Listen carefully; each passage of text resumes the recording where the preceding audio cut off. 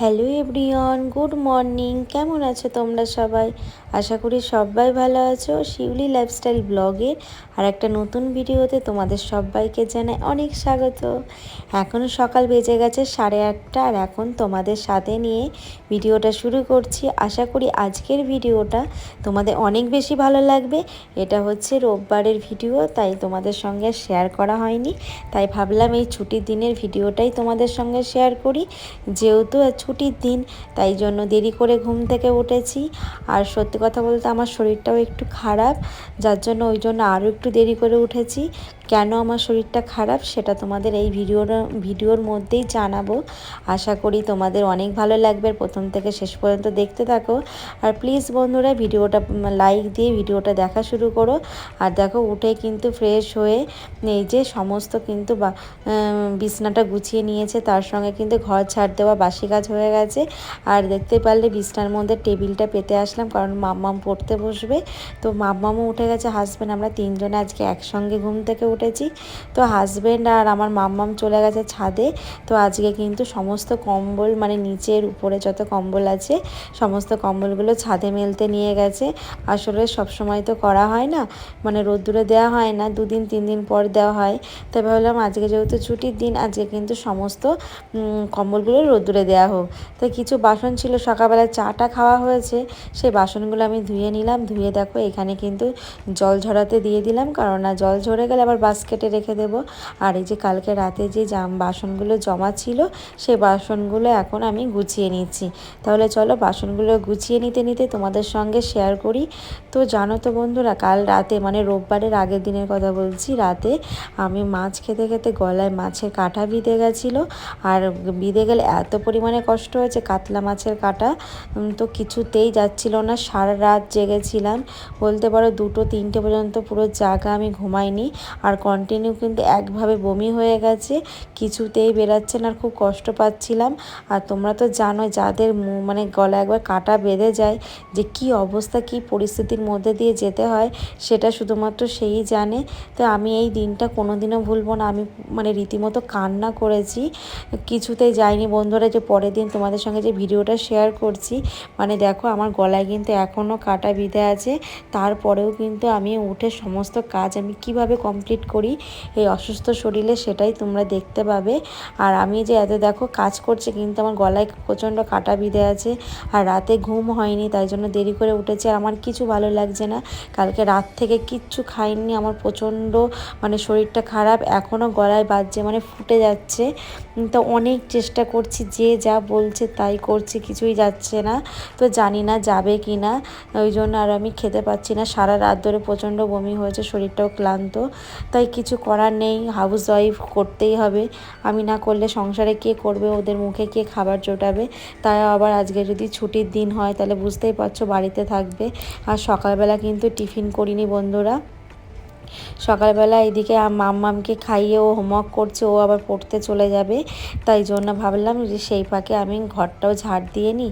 তো উপরে ঘরটা মুছে নিয়ে নিচের ঘরে চলে এসেছি। এসে ভাবলাম যে নিচের ঘরটাও অনেকটা ধুলো পড়েছে, তাই ঘরটা একটু ক্লিন করে একবারে ঘরটা মুছে নেব। তারপরে মাম্মাম পড়তে যাবে, ওকে রেডি করিয়ে দেব, দিয়ে আমি কিন্তু স্নান করে একবারে রান্না করে নেব।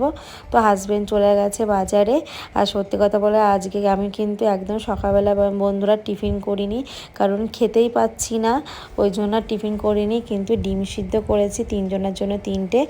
তো মাম্মাম তো সকালবেলা দুধ কর্নফ্লেক্স দিয়ে খেয়ে নিয়েছে, আর আমি কিন্তু এদিকে খাইনি, খাবো। তো হাজব্যান্ড বলল যে ও খাবে। তো যাই হোক, তা চলো তোমরা দেখতে থাকো। ঘরটা আমি যে সুন্দর করে মুছে নিয়েছি, তাই ভাবলাম বসে থেকে লাভ নেই, আজকে যেহেতু ছুটির দিন। আর তোমরা জানো সারা সপ্তাহে কিন্তু বাচ্চাদের স্কুলের চাপ থাকলে এই বাড়তি কাজগুলো কিছুতেই করা হয় না। তাই জন্য ভাবলাম যে আজকে না করলে কিন্তু আবার 1 সপ্তাহ পরে করতে হবে। আর প্রচণ্ড পরিমাণে ধুলো পড়ে গেছে। নিচের ঘরটা ইউজ করি না, সবসময় দরজায় জানলা দেওয়া থাকে, তাও যেন কোথা দিয়ে এত ধুলো চলে আসে বুঝতেই পারি না। তো যাই হোক, এই মানে ড্রেসিং টেবিল আলমারিটাও মোছা হয়ে গেছে। এখন টিভির এই র্যাকটা মুছে নেব, নিয়ে কিন্তু ঘরটা মুছে তারপরে মাম্মামকে কিন্তু মানে পড়তে যাওয়ার জন্য রেডি করে দেব। আর হাজব্যান্ড চলে আসবে, এসে না ও কিছু জামা কাপড় কেচে দিয়েছে, মানে ভিজিয়ে দিয়েছে, সেগুলো কাচতে হবে। তো ও বললো যে ও নিজেই কেচে নেবে। আর সত্যি কথা বলতে ও নিজের জামা কাপড় নিজেই কেচে নেয়। এইদিকে কিন্তু আমি অনেকটা কিন্তু মানে আমারও অনেকটা কাজের হেল্প হয়ে যায়। তো যাই হোক, আর এইদিকে দেখো আমার টিভির তাকটাও সমস্ত মানে পরিষ্কার করে নিয়েছি। এখন আমার কিন্তু এইদিকে তাকগুলো সমস্ত কিছু গোছানো হয়ে গেছে। আর সত্যি কথা বলতে বন্ধুরা অনেকটা কষ্ট পাচ্ছি জানো তো। তো তোমরা কিন্তু প্লিজ আমাকে জানিও কি খেলে কমে যায়।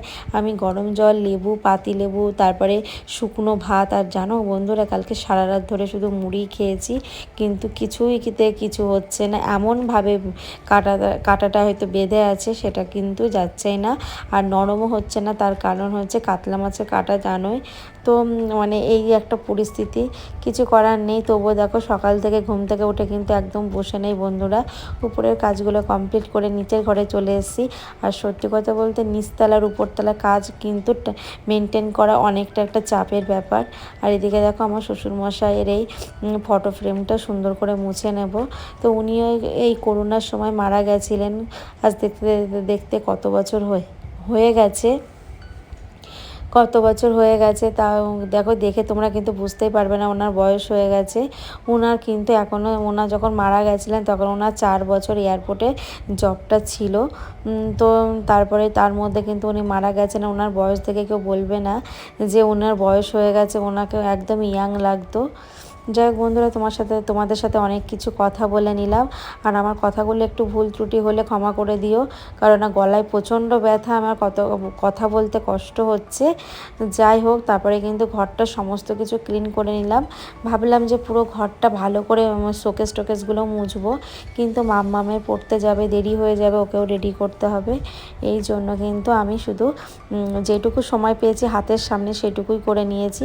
আমাদের তো এইভাবেই কাজগুলো করতে হয়, সময় না থাকলেও সময়ের মধ্যে কিন্তু যেই কাজগুলো মানে করা যায়, যেটুকু সময় পাওয়া যায় সেটুকু কিন্তু করে নিলে কিন্তু অনেকটাই কাজ হালকা হয়ে যায়। এই জন্য আমি কাজগুলো করে নিলাম। আবার যখন যেদিন সময় পাবো আবার আরেকদিন এরকম কাজগুলো এইভাবেই গুছিয়ে নিতে হবে, কারণ আমাদের মতো কিন্তু ব্যস্ত হাউসওয়াইফদের কিন্তু ওই টাইম মেনটেন করে কাজ করা যায় না। মানে একভাবে করতে গেলে কিন্তু এই দিকেও দেরি হয়ে যায়, প্লাস কিন্তু রান্নাবান্নার দিকেও দেরি হয়ে যায়, তাই না? তো তারপরে দেখো জানলাটাও সুন্দর করে মুছে নিলাম। আর এইদিকে কিন্তু বেডশিটটা সুন্দর করে পেতেও নিয়েছি। আর সাদা বেডশিট যেহেতু ছিল, মানে সাদা বেডশিটে এত পরিমাণে ধুলো নোংরা পড়ে, আর বাচ্চা থাকলে তো কিছু করারই নেই। তো যাই হোক, আমি এদিকে খাট পরিষ্কার করছি।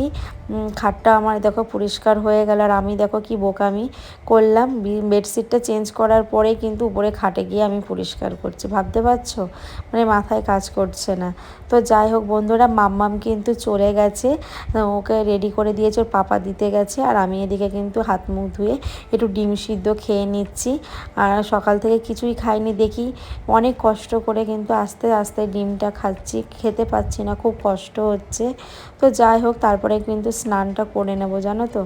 তো বন্ধুরা ফাইনালি স্নান করে দেখো কত জামা কাপড় ভেজানো ছিল, কারণ কালকে রাতে ভিজিয়ে রেখেছিলাম, তখন তো জানতাম না শরীরটা এতটাই খারাপ হবে। তো কিছু করার নেই, এগুলো কেচেতে ধুতেই হবে। তাই স্নান করে একবারে কেচে উপরে চলে আসলাম।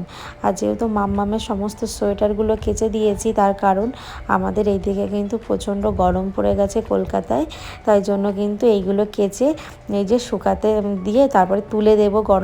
গরম তো পড়ে গেছে, শীতে আর পরা লাগবে না। আর এদিকে দেখো সমস্ত কম্বলগুলো সব রোদ্দুরে দেওয়া, তারপরে রোদ্দুরে দিয়ে জামা কাপড় মেলে চলে আসলাম। আর কম্বলগুলো সকাল থেকে এত পরিমাণে রোদ খাচ্ছে, কিছুক্ষণ পরে ভাবছি ওইগুলোও তুলে নিয়ে আসতে হবে। তারপরে দেখো নিচে চলে আসলাম, এসে যে মাছগুলো নুন হলুদ দিয়ে মাখিয়ে রেখেছিলাম, আমি স্নান করার আগে ধুয়ে নুন হলুদ দিয়ে মাখিয়ে রেখে তারপরে আমি স্নানটা করেছিলাম। আর এসে দেখো ভাতটা বসিয়ে দিয়েছি আর মাছটা বসিয়ে দিয়েছি।